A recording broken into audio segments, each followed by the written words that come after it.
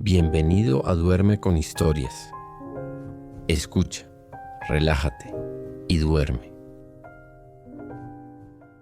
Hay noches en las que el cielo no avisa, simplemente se cierra, como quien baja los párpados despacio, sin urgencia, sin drama. Esta noche fue así. El sol desapareció detrás de las nubes mucho antes de tocar el horizonte, y la tarde se apagó sola, con la calma de una vela que llega al final de su cera. Y entonces llegó la lluvia. No fue de golpe. Nunca lo es cuando la lluvia tiene intenciones de quedarse. Primero fueron unas gotas sueltas, espaciadas, que golpearon el polvo del camino dejando manchas oscuras y redondas. Luego más, y más, hasta que el sonido se volvió continuo, un murmullo constante que cubrió los campos, los tejados, el arroyo, la plaza, cada piedra y cada hoja de esta aldea pequeña que nadie conoce por nombre, pero que esta noche existe, quieta y mojada, bajo el cielo cerrado. Por el sendero que viene del norte, una figura camina hacia la aldea. Se llama Tomás. Es un hombre de espaldas anchas y manos que llevan décadas marcadas por el trabajo, con callos en los lugares donde la hoz apoya y dedos que ya no se estiran del todo cuando hace frío. Lleva un saco de arpillera sobre el hombro derecho. Dentro, las herramientas del día, un trozo de pan que guardó del almuerzo y que a estas horas ya estará blando por la humedad. La capucha de lana que lleva sobre la cabeza está empapada, y cada vez que inclina la cabeza, el agua acumulada cae en un hilo grueso desde el borde hasta el suelo. Sus botas se hunden ligeramente en el barro del sendero. No mucho, solo lo suficiente para producir ese sonido suave y húmedo con cada paso. Un sonido que se mezcla sin esfuerzo con el golpeteo de la lluvia sobre la tierra y la hierba. Tomás conoce este camino como conoce las líneas de sus propias manos. Conoce la piedra que sobresale a mitad del sendero y que en invierno se vuelve resbaladiza. Conoce el punto donde el agua se acumula y forma una laguna que en verano no existe. Conoce el olor de este camino cuando llueve. Tierra mojada, hierba aplastada, madera húmeda que llega desde las cercas de los campos. No tiene prisa, pero tampoco va despacio. Hay un ritmo en su paso que es el ritmo del que conoce la distancia que le queda y sabe que el refugio está cerca. La lluvia cae sobre su capucha con ese sonido sordo y constante que al cabo de un rato deja de escucharse como algo externo y se convierte en parte del propio cuerpo, como el latido o la respiración. Cada gota que le alcanza la mejilla resbala despacio por su piel, fría y limpia, y él no se molesta en secarla. Hay algo en esa sensación que le resulta, si no agradable, sí al menos honesta. La lluvia no hace distinciones. Moja al que trabaja igual que al que descansa. A lo lejos, entre la bruma fina que el agua ha levantado sobre la aldea, aparecen las primeras luces. Son pequeñas, titilantes, de un amarillo anaranjado que contrasta con el gris oscuro de todo lo demás. Son las velas y los candiles que arden detrás de las ventanas. Son las chimeneas encendidas. Cada luz es una casa. Cada casa, alguien resguardado del agua. Entre todas esas luces hay una que es la suya. Tomás acelera el paso, no por miedo ni por angustia, sino por ese impulso simple y antiguo que nace cuando uno sabe que el calor está cerca. La lluvia se hace un poco más densa en ese momento, como si el cielo eligiera ese instante para soltar algo más de lo que llevaba cargando. Las gotas se vuelven más gordas, más pesadas, y el sonido que producen sobre la tierra y sobre los primeros tejados de la aldea gana densidad, se vuelve más lleno, más envolvente. Pasa junto al roble viejo que marca la entrada. Es un árbol enorme, con el tronco tan ancho que 3 hombres no podrían abrazarlo. Sus ramas se extienden sobre el camino como un techo de madera y hojas que ofrece por unos pasos un breve respiro de la lluvia. Tomás se detiene un instante bajo ellas. Solo un instante.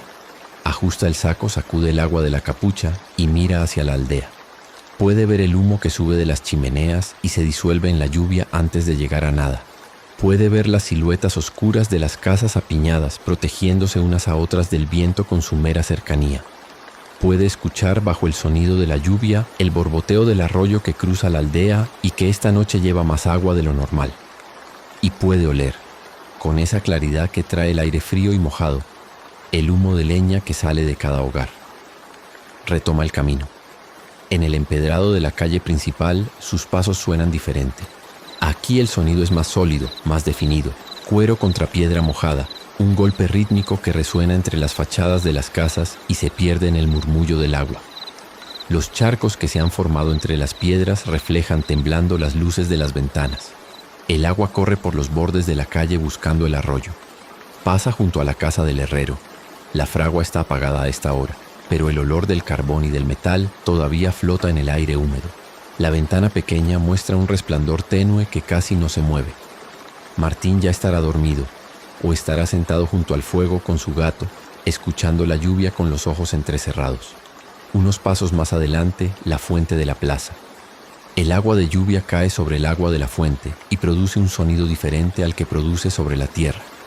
Más musical, más líquido, como si la fuente cantara una melodía de una sola nota repetida sin fin. Tomás pasa junto a ella sin detenerse, pero la escucha. Siempre la escucha cuando llueve.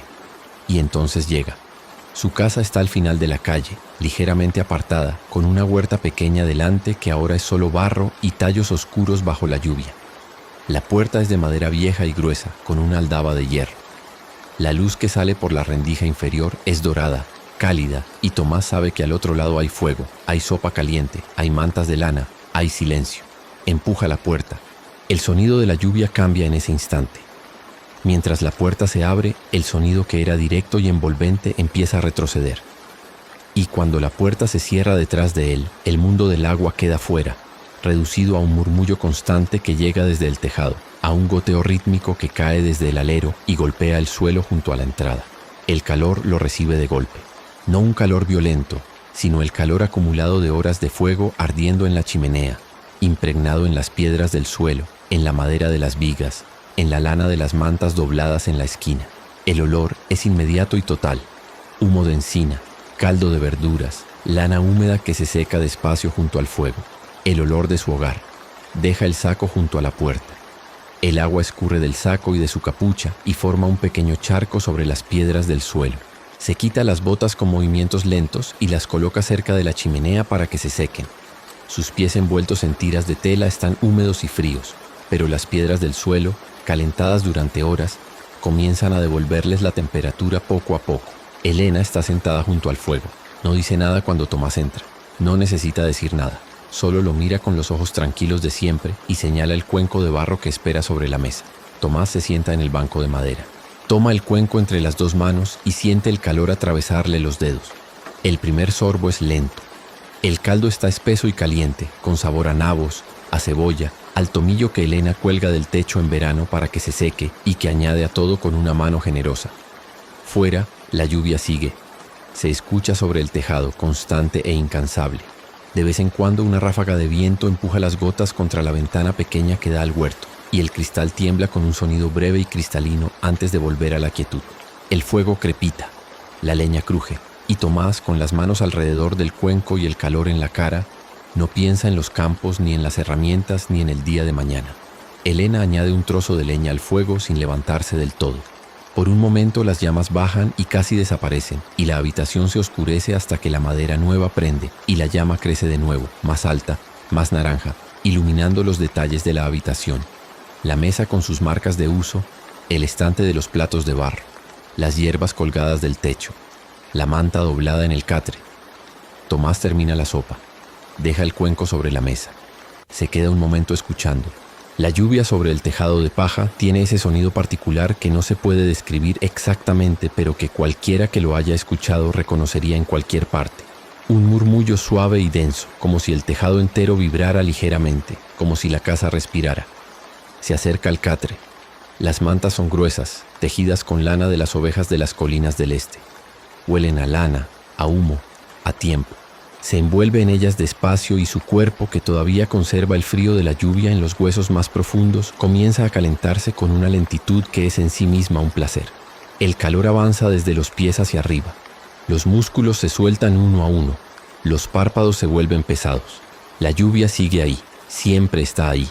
Cae sobre el tejado con ese ritmo que no cambia, que no se detiene, que es como el latido de algo mucho más grande que cualquier cosa que Tomás pueda imaginar.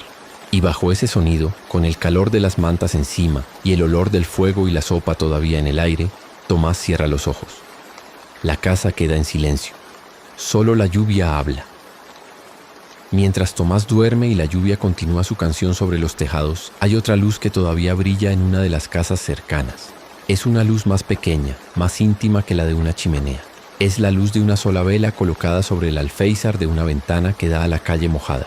Detrás de esa ventana, unas manos se mueven con un ritmo que tiene algo de antiguo, algo de repetido tantas veces que ya forma parte del silencio de la aldea, tanto como el canto del arroyo o el crujido del roble viejo. Son las manos de Marta, la tejedora. Marta está sentada en su silla de madera, la misma silla que usaba su madre antes que ella, con la madera suavizada por miles de horas de contacto, ajustada a su cuerpo como si hubiera sido tallada para ella. Frente a ella, el telar ocupa casi toda la pared. Es un telar grande, de madera oscura, con hilos tensados que cruzan de lado a lado formando un patrón que solo Marta puede ver completo en su mente antes de que exista sobre la tela. Sus manos trabajan con una precisión que no necesita pensamiento.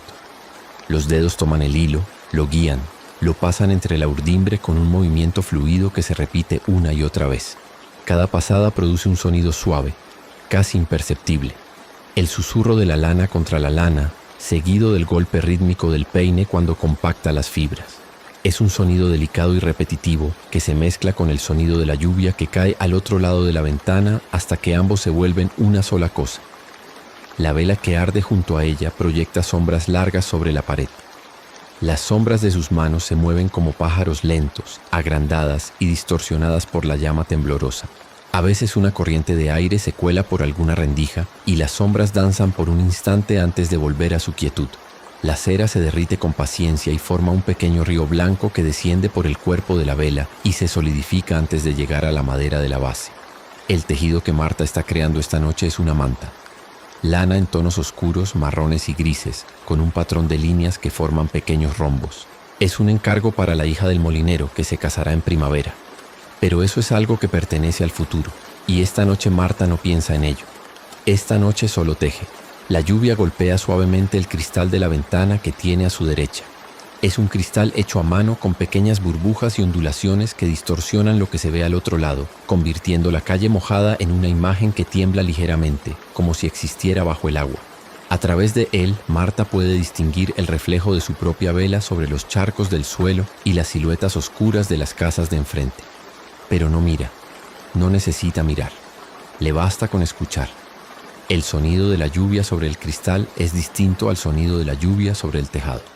Sobre el cristal, cada gota produce un toque claro y preciso, como un dedo diminuto que golpeara la ventana. A veces varias gotas llegan al mismo tiempo y el repiqueteo se acelera. Otras veces hay un instante de pausa antes de la siguiente, y en esa pausa Marta puede escuchar con más claridad el sonido del telar, el sonido del fuego en la chimenea pequeña de la pared opuesta, el sonido de su propia respiración. Marta levanta la vista del telar de vez en cuando y mira la llama de la vela. No por ningún motivo. Solo la mira. Observa cómo se mueve, cómo tiembla y se recupera. Cómo el centro es azul y el borde es naranja. Es un pequeño descanso para los ojos, y cada vez que lo hace la lluvia suena más clara, más presente, como si al dejar de mirar el tejido pudiera prestar más atención al mundo que existe más allá de sus manos. Toma un nuevo hilo del cesto de mimbre que tiene junto a la silla. Los ovillos de lana dentro del cesto tienen un olor particular que se intensifica con la humedad de la noche. Algo animal, cálido, que recuerda a los prados donde pastan las ovejas y al proceso largo de cardar, hilar y teñir que convierte la lana cruda en estos hilos suaves. Marta elige un ovillo de marrón oscuro, casi del color de la tierra mojada, y lo coloca en su regazo. Sus pies descansan sobre un taburete de madera cubierto con un trozo de piel de oveja. Lleva medias de lana gruesa y sobre los hombros una capa de tela pesada que la protege del frío que se cuela por las esquinas donde el fuego no llega. En el alféizar, junto a la vela, hay un cuenco de barro con agua de hierbas.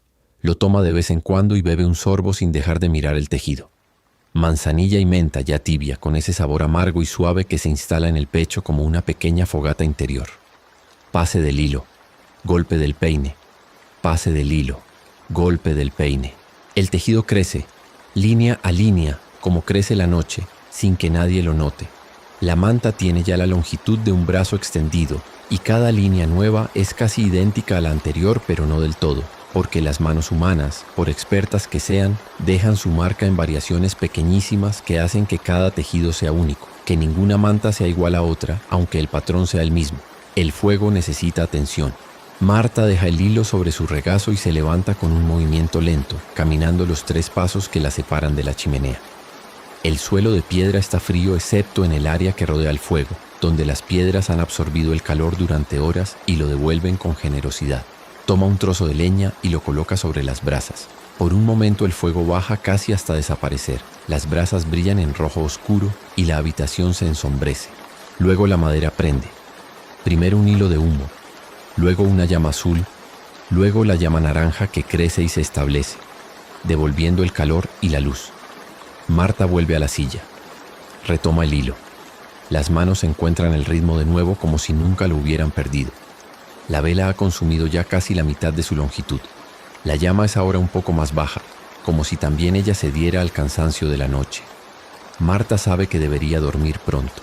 El cuerpo se lo dice con el peso de los párpados, con esa suavidad en los músculos que solo aparece cuando el día fue largo y el trabajo honesto. Pero todavía no. Unas líneas más. El telar suena, la lluvia responde desde afuera, y entre ambos sonidos la noche avanza. Hay algo en tejer bajo la lluvia que no tiene equivalente en ninguna otra actividad. El movimiento de las manos es constante pero no agotador, mecánico pero no vacío. Permite que la mente flote, que los pensamientos lleguen y se vayan sin aferrarse a nada, como las gotas de agua que resbalan por el cristal de la ventana buscando el borde inferior sin saber qué están buscando.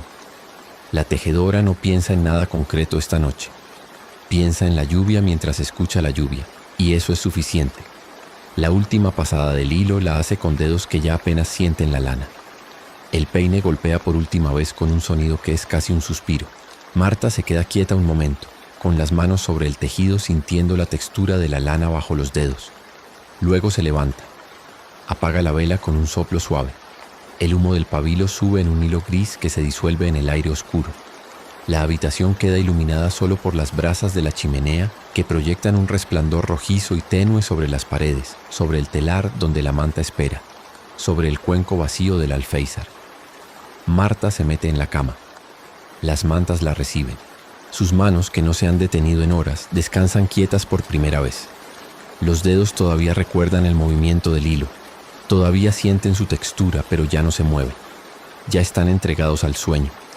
La lluvia sigue cayendo sobre la ventana. Cada gota que golpea el cristal es un sonido pequeño y claro, y los sonidos pequeños y claros, repetidos, se convierten en la mejor de las canciones de cuna que existe, la que no tiene letra porque no la necesita, la que dice todo sin decir nada.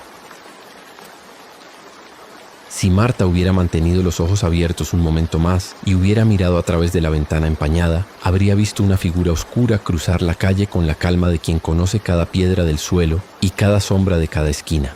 Una figura que lleva una capa larga y un farol que proyecta sobre el empedrado mojado un círculo de luz dorada y temblorosa. Es Rodrigo, el guardia nocturno. La capa de lana encerada que lleva es pesada, más pesada aún por la lluvia que ha absorbido durante horas, y cae sobre sus hombros con el peso de una responsabilidad que él lleva sin dramatismo, con la misma naturalidad con que lleva las botas de cuero grueso y el farol de hierro. Sus pasos sobre el empedrado producen un sonido sólido y definido que resuena entre las fachadas de las casas dormidas y se dispersa en la lluvia. Es el sonido que los habitantes de esta aldea conocen sin saber que lo conocen, el sonido que llega a sus oídos mientras duermen y les dice, sin palabras, que alguien está ahí fuera, que alguien vigila, que todo está bien. Rodrigo camina por el centro de la calle principal. Los charcos reflejan la luz de su farol, creando espejos dorados y agitados sobre el suelo que se rompen con cada gota que cae. El agua corre entre las juntas de las piedras con un sonido suave y constante, como un arroyo muy pequeño que buscara el arroyo grande que cruza la aldea más al sur. La lluvia sobre su capucha produce un sonido sordo y rítmico que Rodrigo ha aprendido a escuchar sin escuchar, de la misma manera que uno aprende a no escuchar los latidos de su propio corazón. Lleva muchos años haciendo esta ronda, suficientes para que el camino esté grabado en sus pies con una precisión que no necesita pensamiento ni luz. Podría hacerla con los ojos cerrados. Aquí la piedra que sobresale, aquí el arco bajo de la carpintería, aquí el escalón que da acceso a la iglesia. Lo que ocurre durante la ronda no es tanto la vigilancia activa como la presencia, el simple hecho de estar en el espacio mientras los demás no están, de sentir la aldea desde dentro de la noche, de ser su testigo. Pasa junto a la fuente de la plaza. El nivel del agua ha subido por la lluvia y rebosa por un lado con un sonido nuevo, diferente al habitual. Un goteo que se ha vuelto un hilo continuo que cae sobre las piedras de abajo y forma un pequeño charco adicional. Rodrigo se detiene y acerca el farol. El desagüe no está obstruido. El agua fluye correctamente. Asiente para sí mismo y sigue. Toma la calle que lleva a la puerta norte. Es más estrecha, flanqueada por casas cuyos tejados casi se tocan en lo alto, creando un pasadizo parcialmente cubierto que modifica el sonido de la lluvia. Aquí el agua cae con más violencia sobre los tejados a ambos lados, amplificada por la estrechez, y desde los bordes de los tejados caen cortinas de gotas que Rodrigo atraviesa con cada paso. Las gotas golpean los hombros de su capa con un repiqueteo rápido e irregular. Debajo de una carreta cubierta con lona, un gato se mueve como una sombra en el borde de la luz del farol. Rodrigo lo ve sin detenerse y una sonrisa breve cruza su cara. Los gatos también trabajan esta noche a su manera. La puerta norte es un arco de piedra con una reja de madera y hierro. Rodrigo se acerca y toca los barrotes con los dedos descubiertos. La madera mojada, el hierro frío, la cerradura firme. Todo en orden. Al otro lado de la reja, el camino se pierde en la oscuridad entre árboles que son solo siluetas contra el cielo. La lluvia más allá de la puerta suena diferente que dentro de la aldea, más abierta, más amplia, sin las paredes y los tejados que dentro rebotan y contienen el sonido. Es el sonido de la lluvia sobre el campo abierto, extendiéndose en todas las direcciones hasta perderse. Rodrigo escucha. Escuchar es quizás la parte más importante de su trabajo. No el caminar, ni el comprobar las puertas, ni el llevar el farol. Escuchar. Estar quieto durante un momento y dejar que todos los sonidos de la noche lleguen sin filtros. La lluvia, el viento que casi no sopla, el crujido lejano de alguna rama, el murmullo del arroyo que llega desde el sur. No hay nada fuera de lo normal. Solo la noche. Solo la lluvia. Solo la paz completa de un lugar donde todo el mundo duerme. Da media vuelta. De camino hacia la puerta sur, Rodrigo pasa junto a las ventanas oscuras una tras otra. Cada ventana es un mundo cerrado, un espacio de calor y oscuridad donde alguien respira lentamente sin saber que es observado. Hay algo casi sagrado en esa ignorancia, en la confianza sin nombre que cada persona de esta aldea deposita en él cuando se va a dormir sin cerrar del todo los ojos antes de hacerlo, sin pensar en quién vigila, porque no necesitan pensar en ello. La calle baja hacia el arroyo. El sonido del agua que corre aumenta a medida que se acerca, un murmullo que se vuelve más profundo y más grave cuanto más cerca está, hasta que cruza el puente de piedra y el sonido del agua debajo del puente lo rodea por completo. El agua corriendo rápida entre las piedras, chocando contra los apoyos del puente, desbordando ligeramente los bordes del cauce con la carga de la lluvia que lleva horas alimentándolo. Rodrigo se detiene en el centro del puente y mira hacia la aldea. Desde aquí puede ver la silueta entera. Los tejados de distintas alturas, el campanario de la iglesia asomando por encima de los demás, el roble viejo de la entrada norte que apenas se distingue como una masa oscura más densa que las demás, y las pocas luces que todavía brillan, alguna chimenea cuyo resplandor se asoma por una rendija, y allá al fondo, cerca de la puerta este, una luz diferente. Una luz de un rojo anaranjado más intenso, más vivo, que no viene de una vela ni de una chimenea doméstica. Es la luz del horno del panadero. Rodrigo la reconoce sin dudar. Es una luz que tiene su propia temperatura, su propio color, su propio latido. Y si esa luz está encendida a esta hora, significa que Bernardo ya está trabajando, que sus manos ya están en la masa, que en algún lugar de esa casa de muros gruesos y tejado de teja, el olor del pan que se prepara ya existe en el aire, esperando convertirse en el pan que mañana los niños de esta aldea comerán sin saber toda la noche que hubo detrás. Rodrigo retoma la ronda hacia la puerta este. Sus pasos se hacen más lentos sin que él lo note, porque la noche está avanzando y el cuerpo sabe la hora aunque la mente no consulte ningún reloj. La lluvia continúa, seguirá continuando. Es el tipo de lluvia que no se apresura porque sabe que tiene toda la noche y quizás el día siguiente también. Y Rodrigo, bajo esa lluvia, con el farol que proyecta su círculo de luz sobre las piedras mojadas y con la capa que pesa cada vez más, sigue su camino, pasando junto a la panadería donde la luz del horno pulsa suavemente al otro lado de los muros, comprobando la puerta este, el arco de piedra, la cerradura, los barrotes fríos. Todo en orden, en toda la aldea, en toda la noche. Bernardo oyó los pasos del guardia pasar por el callejón. No los escuchó con los oídos exactamente, o no solo con los oídos.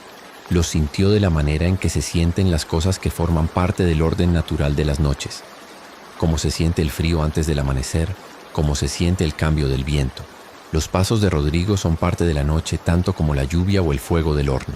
Bernardo está de pie frente a la mesa grande de madera que ocupa el centro de la panadería. Sus antebrazos están hundidos hasta los codos en la masa, trabajándola con una presión constante y rítmica. Las manos empujan, pliegan, giran. La masa cede y vuelve, como algo que respira. Cada pliegue produce un sonido húmedo y blando que se mezcla con todos los demás sonidos de la panadería y que solo Bernardo escucha porque es el único que está lo suficientemente cerca. Es un hombre de constitución fuerte, con cicatrices pequeñas en los antebrazos que son las marcas inevitables de décadas trabajando cerca del fuego. Lleva el delantal de cuero atado a la cintura y la camisa de lino arremangada. Sobre su frente hay un brillo de sudor porque el horno que arde a sus espaldas convierte la panadería en un lugar donde la temperatura es completamente distinta a la del mundo exterior. El horno de piedra y barro cocido es la verdadera razón de ser de esta habitación. Su boca es un arco amplio por el que se ve el fuego que arde dentro con una intensidad tranquila y pareja. Las llamas son bajas, pero las brasas son profundas, uniformes, del color de las flores de amapola cuando más encendidas están. Las piedras del interior del horno están blancas de calor, y cuando Bernardo acerca la mano para comprobar la temperatura, el calor le empuja la palma hacia atrás como una pared invisible. La lluvia se escucha de otra manera desde aquí. Los muros gruesos de la panadería filtran el sonido y lo suavizan, de modo que lo que llega es un murmullo grave y constante, casi como un ronroneo. Pero el tejado de teja deja pasar el sonido con más claridad que las paredes, y desde dentro se escucha ese repiqueteo musical de las gotas sobre la cerámica curva, un sonido que varía ligeramente con la fuerza de la lluvia, que esta noche mantiene un ritmo moderado y parejo como el de alguien que toca un instrumento conocido. Bernardo divide la masa en porciones. No usa balanza. Sus manos ya conocen el peso correcto, el tamaño correcto, sin necesidad de medirlo. Cada porción que toma tiene casi exactamente el mismo volumen y la va colocando sobre la mesa enharinada para darle forma. Hogazas redondas, compactas, con la superficie estirada y tensa. Una a una las alinea sobre la tabla de madera larga que usará para introducirlas al horno y una a una las cubre con un paño de lino mientras espera a que el horno esté listo. El olor de la panadería a estas horas es complejo. Hay el olor de la levadura en la masa, un aroma ácido y vivo que sale de los cuencos donde la masa ha fermentado durante horas. Hay el olor de la harina, un olor seco y fino que se adhiere a todo. Hay el olor del fuego de haya que arde en el horno, diferente al olor del fuego de encina o de pino, con un punto dulce y resinoso que le es propio. Y debajo de todo, llegando por la puerta trasera que está entreabierta sobre el callejón, el olor de la lluvia y la tierra mojada que contrasta con el calor interior como el frío con el tibio. Bernardo abre la puerta trasera del todo por un momento y se asoma al callejón. La lluvia lo recibe con una bocanada de aire que le enfría la cara en un segundo. Las gotas caen desde el borde del tejado como una cortina que brilla con la luz del horno. Extiende la mano y deja que le moje los dedos. El agua está fría y limpia sobre su piel caliente, y la sensación es casi placentera, el tipo de contraste que solo se aprecia bien cuando existe el calor del que se viene. Se queda así un momento, con la mano bajo la lluvia y la espalda recibiendo el calor del horno, escuchando el agua sobre las piedras del callejón, mirando las sombras mojadas de los tejados vecinos, pensando en nada en particular, lo cual es quizás la forma de pensamiento más honesta que existe. Vuelve adentro. Es el momento de meter el pan. Toma la pala de madera larga que cuelga de la pared, una herramienta tan vieja que la madera del mango tiene el tacto de un hueso pulido. Coloca la primera hogaza sobre la pala, la espolvorea con un pellizco de harina y con un movimiento que es fluido y sin esfuerzo aparente, la introduce en el horno. La hogaza se desliza sobre las piedras incandescentes y en el instante en que toca la superficie produce un sonido muy breve, un siseo suave, casi imperceptible, que es el agua de la masa reaccionando al calor, la corteza empezando a formarse, el pan comenzando a existir. Una a una las hogazas entran en el horno. Bernardo trabaja despacio, colocando cada una en su lugar. Cuando la última está dentro, cierra parcialmente la boca del horno con la tapa de hierro y se aparta. Ahora solo queda esperar. Se limpia las manos en el delantal y se acerca a la repisa donde tiene una jarra de agua.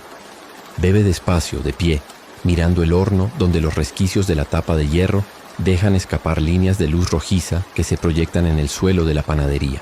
Si uno los mirara el tiempo suficiente, esos hilos de luz parecerían moverse, parpadear, latir. El pan comenzará a oler pronto.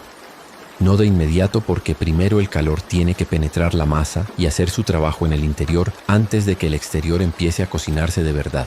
Pero en pocos minutos el aroma empezará a crecer en la habitación, y cuando lo haga será lento y gradual, como la luz del amanecer, como el calor que avanza en las mantas. Bernardo se sienta en la silla junto al horno. Es una silla vieja con las patas desiguales, que se balancea ligeramente cuando uno se sienta, pero que su cuerpo conoce y acepta sin quejarse.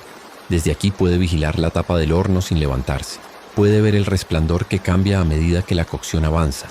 Puede escuchar los pequeños sonidos que produce el pan dentro del horno, una especie de burbujeo suave y secreto que es la masa expandiéndose, la corteza crujiendo, el interior transformándose. La lluvia sobre el tejado acompaña la espera. Es la misma lluvia que ha caído toda la noche, la misma lluvia que mojó a Tomás en el camino de vuelta, que cayó sobre el cristal de Marta mientras tejía, que empapó la capa de Rodrigo durante su ronda. Es la misma agua que ahora cae sobre esta panadería con el mismo ritmo tranquilo e incansable.